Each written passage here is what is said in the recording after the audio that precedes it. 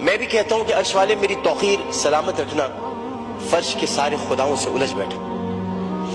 میں صرف اتنا بتانا چاہتا ہوں کہ بہت پہلے کی بات ہے، اب وہاں پر جبل عمر ہے، اور جبل عمر پر وہاں اب ایک ہوٹل تعمیر ہو رہا ہے، سعودی عرب کا وہ علاقہ ہے۔ ایک آدمی رسول کریم صلی اللہ علیہ وآلہ وسلم کے پاس آیا، اس نے آ کر کہا کہ یا رسول اللہ مجھ سے بہت بڑا گناہ ہو گیا۔ تو آپ نے فرمایا کب ہوا؟ لیکن اسلام لانے سے قبل ہوا۔ آپ نے فرمایا کہ ٹھیک ہے، اب تم اسلام لے آئے ہو، تمہارے سارے گناہ اللہ نے معاف کر دیے۔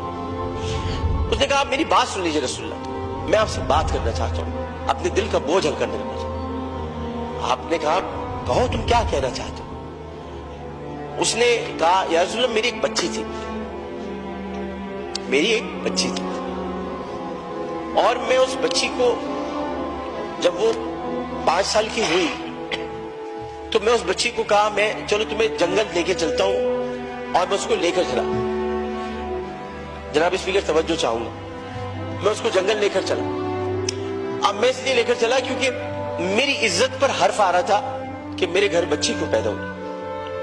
نبی کریم بہت غور سے سن رہے تھے، صحیح بخاری اور صحیح مسلم میں اس حدیث کو بیان کیا، ترمذی شریف میں بہت تفصیل کے ساتھ۔ تو انہوں نے بہت توجہ سے سنا اور آپ کہنے لگا میں جنگل میں لے کے گیا، پھر میں نے گڑھا کھودا۔ گڑھا کھودنے کے بعد میں نے بچی سے کہا اس میں لیٹ جاؤ۔ اچھا جب میں گڑھا کھود رہا تھا تو یا رسول اللہ مجھے ایک بات یاد آئی کہ وہ کھودتے کھودتے مجھے پسینہ آنے لگا، تو اس نے اپنے چھوٹی سی چادر سے میرا پسینہ بھی صاف کیا، اور اس کے بعد میں نے اس بچی کو گڑھے میں ڈال دیا، اور پھر میں نے مٹی ڈالی تو عربی میں اسے مجھ سے کہا ترجمہ آپ کے سامنے پیش کروں، بابا بابا میں مر جاؤں گی بابا، اور میں نے اس کو مار دیا۔ بہت دیر تک خاموشی حجر رسول میں رہی۔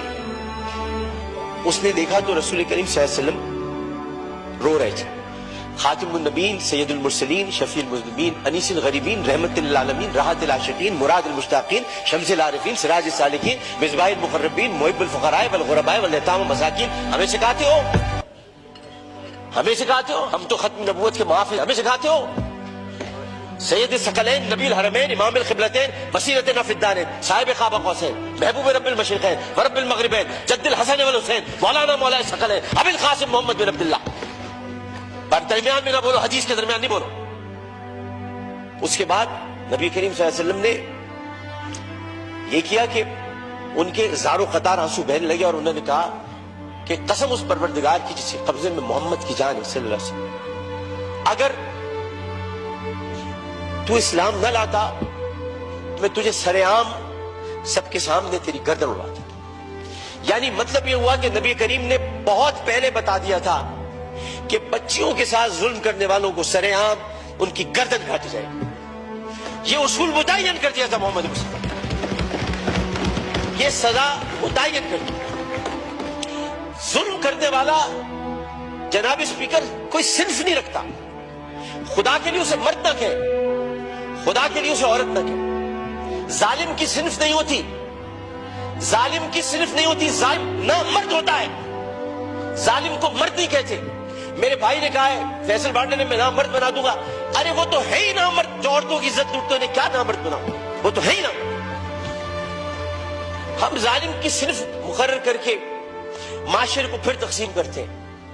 ہمیں کسی کی صنف مقرر نہیں کرنی، ہمیں صرف اور صرف قرآن اور سنت کے مطابق ان سزاؤں کا احیا کرنا ہے جن کی ضرورت ہے۔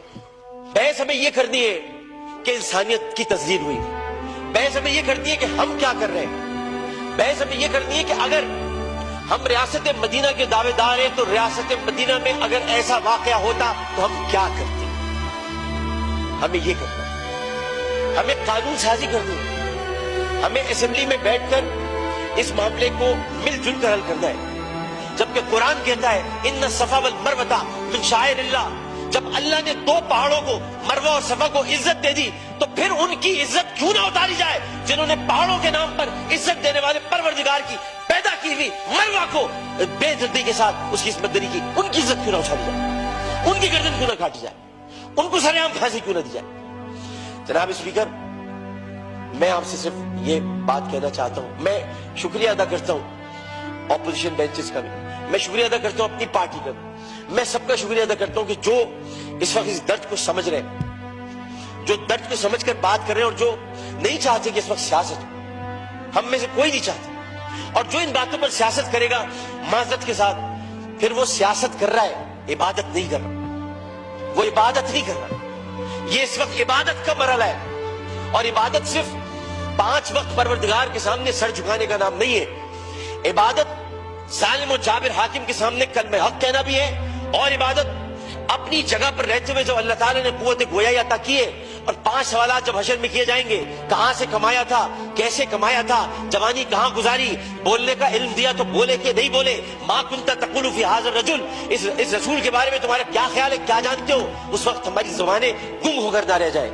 اس لیے ہمیں اپنی اپنی جگہ پر رہتے ہوئے اس کو عبادت سمجھ کر اپنا حق ادا کرنا ہے۔